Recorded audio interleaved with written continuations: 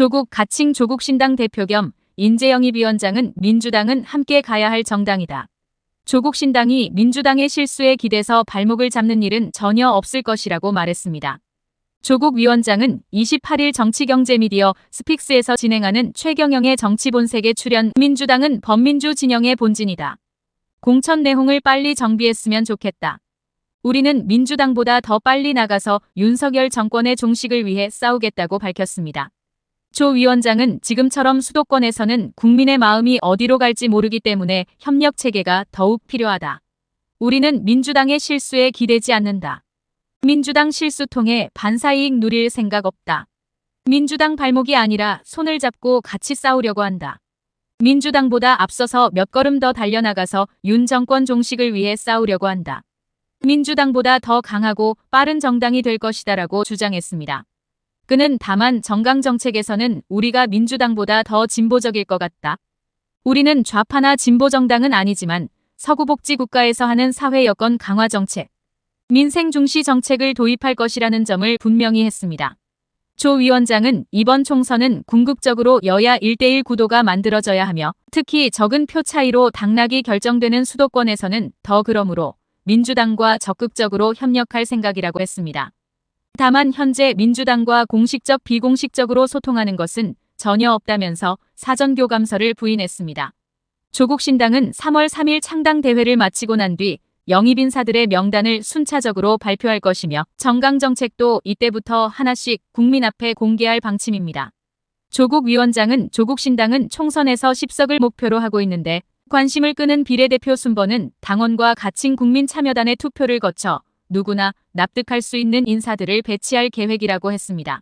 조국신당의 지역구 후보 배치 문제에 대해서는 아직 결정하지 못했다면서 이 역시 창당대회를 마치고 난 뒤 당원들과 논의해 결정하겠다고 했습니다. 조 위원장은 조국신당 지지율이 많이 오르고 있고 지지하는 국민들이 많아지고 있는 이유에 대해 180석이나 받는 민주당이 제대로 못하고 있다.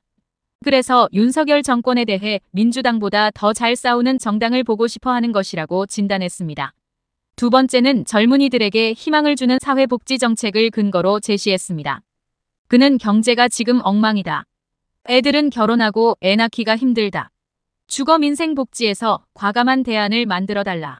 지난 진보 정권에서도 복지를 해왔지만 이제 더 과감한 정책 추진이 필요하다고 한다. 그것을 조국신당이 앞장서서 해줄 것으로 보고 지지를 보내고 있다라고 했습니다.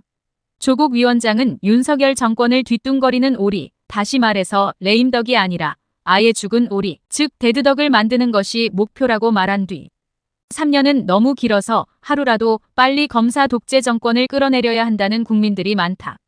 조국신당이 그 역할을 담당하겠다라고 장담했습니다. 대법원 확정 판결을 앞두고 있는데 창당을 하는 것이 말이 되지 않는다는 지적에 대해서도 그는 분명한 견해를 피력했습니다.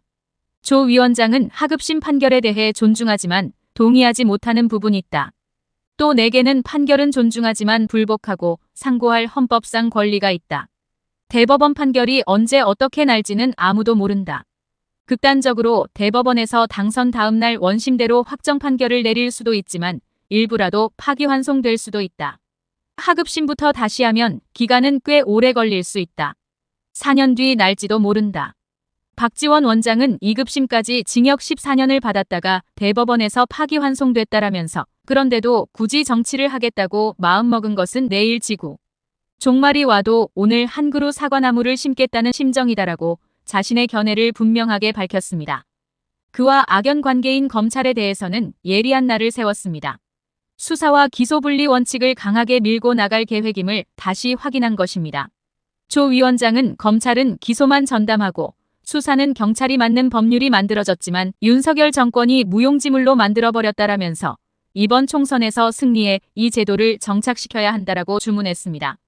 여기서 나아가 검찰의 기소 만능주의를 없애기 위해 미국에서 시행 중인 기소전 배심원제를 도입해야 한다고 주장했습니다. 중요 사건의 경우 검찰이 기소하기 전 국민들의 뜻을 묻는 방안을 만들어 검찰의 무소불위 권한을 제한해야 한다는 것입니다. 이와 함께 주요 검사장은 주민직선제를 도입해 검찰총장의 독단을 국민의 이름으로 통제해야 한다고 강조했습니다. 조국신당은 이를 당론으로 채택할 방침임을 분명히 했습니다. 조 위원장은 한국 언론에 대해서도 날을 세웠습니다. 그는 나와 우리 집은 2019년 이후 한국 언론의 사냥감이었다. 기자들이 아파트 현관문 뒤에 숨어서 가족들 사진 촬영을 했다. 가장 가슴 아팠던 건 집에 대한 압수수색이 있던 날 기자들이 음식물 배달 기사에게 깔깔대며 누가 있더냐, 뭘 먹었냐고 확인하는 취재 행태가 있었던 점이다. 이게 보도도 됐다라며 당시를 회상했습니다. 조 위원장은 좋다. 이게 언론의 속성이라고 한다면 왜 아크로비스타에는 없느냐.